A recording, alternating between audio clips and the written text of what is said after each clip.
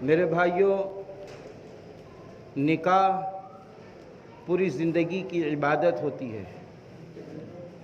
جس طرح ہم آپ عبادت میں فرائض، واجبات اور سنت کا خیال رکھتے ہیں، ایسے ہی جب ہم نکاح کریں، بیٹی کا ہو یا بیٹے کا ہو، تو ہمیں بھی فرائض، واجبات اور سنت کے مطابق عمل کرنا چاہیے۔ نکاح میں جتنی سادگی ہوتی ہے وہ نکاح برکت والا ہوتا ہے۔ نکاح میں جتنی رسمیں اور خرافات، لغویات ہوتی ہیں، اس سے نکاح کی برکتیں ختم ہو جاتی ہیں۔ نکاح میں 6 باتیں بڑی اہم ہوتی ہیں۔ نمبر 1 یہ ہے 2 فرائض۔ اس میں سے پہلا فرض ہے ایجاب و قبول کا ہونا، اور دوسرا فرض ہے 2 گواہوں کی گواہی دینا۔ تیسری بات جو نکاح میں ہوتی ہے وہ واجب ہے، وہ مہر ہے۔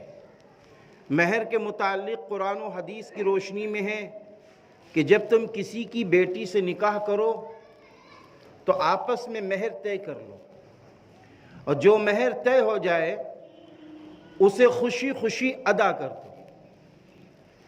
مہر اتنا ہونا چاہیے کہ جتنا دولہا صاحب نقد بآسانی دے سکے۔ مہر اتنا ہو کہ سماج میں اس کی ویلیو بھی ہو۔ دوسری بات، مہر نقد ہو۔ رسول اللہ صلی اللہ علیہ وسلم نے جتنی شادیاں کی ہیں نقد مہر کے ساتھ کی۔ تیسری بات یہ ہے کہ جو مہر ہوتا ہے وہ دلہن کے جسم کو حلال کرنے کا ذریعہ ہوتا ہے۔ اور دوسرے اسلام کی روشنی میں یہ بھی ہے کہ جب ایک لڑکی اپنے گھر سے نکل رہی ہو، اپنے شوہر کے گھر میں جا رہی ہو، تو گویا وہ مالدار اور امیر بن کر نکل رہی ہو اور شوہر کے گھر میں جا رہی ہو۔ پھر جب مہر ادا ہو جاتا ہے تو دولہا اور دلہن کے مابین جو ایک شریعت کا پردہ تھا جس کو دیکھنا نکاح سے پہلے حرام تھا، اس کا دیکھنا بھی حلال، اس سے ملنا بھی حلال۔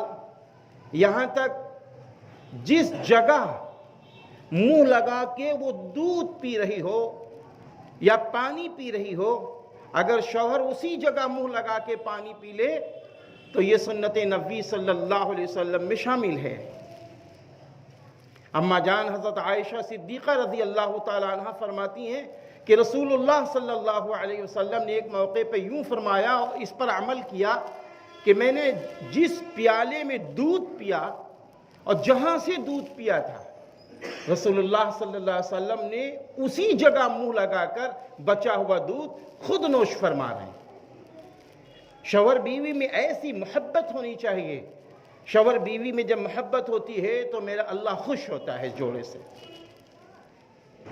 نکاح ہونے کے بعد ماں باپ کا حق اسی طرح برقرار رہتا ہے جس طرح شادی سے پہلے ماں باپ کا حق برقرار ہوتا ہے۔ نکاح کے موقع پر خطبے کا پڑھنا سنت ہے۔ نکاح کے موقع پر چھہاروں کا لٹانا بھی سنت ہے، اگر بے ادبی نہ ہو، اگر بے ادبی نہ ہو، اور ولیمہ کرنا سنت ہے۔ میرے بھائیوں، اس سے ہٹ کر اور جتنی بھی چیزیں ہوتی ہیں اس کا نکاح سے کوئی تعلق نہیں ہوتا۔ دیکھنے میں آتا ہے کہ نکاح کے موقع پر لوگ پٹاخے داغتے۔ بھئی میں تو آج تک نہیں سمجھ سکا کہ نکاح سے پٹاخوں کا کیا جوڑ ہے۔ نکاح سے پٹاخوں کا کیا جوڑ ہے؟ کوئی جوڑ نہیں ہے۔ اتنے پٹاخے داغ دیے جاتے ہیں کہ پورا پورا قصبہ ہل جاتا ہے، اور تکلیف مول لیتے ہیں لوگ۔ ایک تو یہ جائز نہیں ہے، اس لیے کہ پٹاخوں کی بدبو سے فرشتے بھاگتے ہیں، گویا دولہا والے فرشتوں کو بھگا رہے ہیں، شیطان کو قریب کر رہے ہیں۔ دوسری بات یہ اسراف ہے، اللہ تعالیٰ نے فرمایا ان المبذرین کانوا اخوان الشیاطین، فضول خرچی کرنے والے شیاطین کے بھائی ہوتے ہیں یقیناً. یہ اسراف ہے، اس سے ہمیں بچنا چاہیے. اور اسی طریقے سے نکاح کے موقع پر صحرا، میرے بھائیوں صحرا ہے ہی نہیں. نکاح کے موقع پر صحرا ہے ہی نہیں کہیں سے کہ نکاح ہو رہا ہے دولہا صاحب صحرے سے آ رہے ہیں. بے صحرا ہے کہاں؟ بعض لوگ ہار کہتے، یہ ہے ہی نہیں اسلام میں. اپنا دولہا ایسا بناؤ، صحابہ رضی اللہ عنہم اجمعین والے دولہے بناؤ. ہاں اسی طریقے سے نکاح کے موقع پر ہاتھ میں مہندی لگا لینا دولہا کے لیے، یہ ہے ہی نہیں کہیں سے. نکاح کے موقع پر وہ مہندی لگا رہے ہیں دولہا صاحب، یہ ہے ہی نہیں. اسی طرح نکاح کے موقع پر عام طور پر سونے کی انگوٹھی پہنا دی جاتی. مردوں کے لیے سونا پہننا حرام ہے. ایک روایت میں ہے کہ جتنی دیر وہ سونا پہنا رہے گا اتنی دیر جہنم کی آگ ہے اس کے ہاتھوں میں. اسی طریقے سے دولہا ہے، اب وہ رسم کے لیے گھروں میں بھیجا جاتا ہے.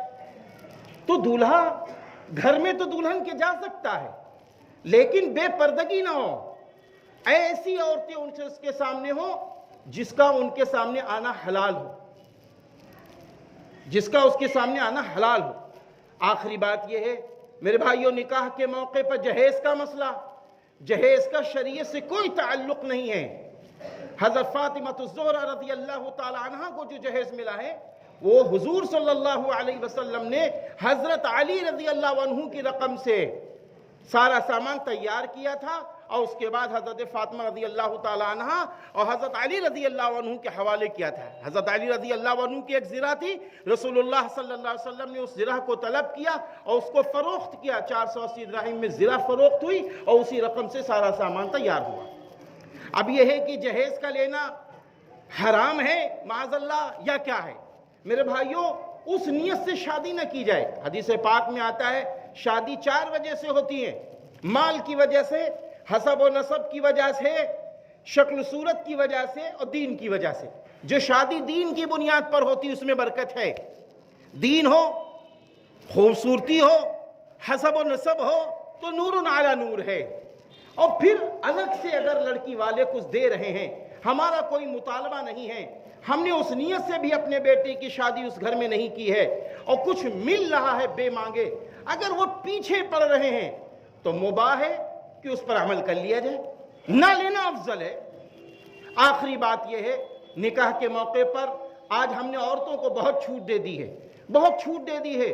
نکاح کی تقریب بربادی میں بدل رہی ہیں. ادھر نکاح ہوتے ہیں، ادھر 2-4 مہینے میں معاف کیجئے گا جھگڑے شروع ہو جاتے ہیں. وجہ کیا ہے؟ عورتوں نے بے حیائی کو اپنانا شروع کر دیا ہے. میرج ہال کیا ہمارے خیر آباد میں ہو گئے؟ ایسا لگ رہا ہے کہ پہلے سے عورتوں نے طے کر لیا تھا کہ اب تو ہم کو نقاب کو پھینک دینا ہے، پردے کو پھینک دینا ہے. جا رہی ہیں میرج ہال میں، دیکھیں وہاں پہنچی اتار دیا نقاب. عورتوں کا عالم یہ ہے مردوں کے بیچ میں آ رہی ہیں، شرم محسوس ہوتی. میرے بھائیو اللہ والے کھانا نہیں کھا رہے میرج ہال میں، بھوکے آ رہے ہیں. جو ذرا بھی اللہ سے ڈرتا ہے وہ بھوکا بیچارہ آ رہا ہے. عورتوں کو عورتوں کی جگہ رکھیے. اگر آپ کے ہاں شادی ہے تو آپ خود عورتوں کے لیے پردے کا انتظام کیجئے، وہ اس میں رہیں. مرد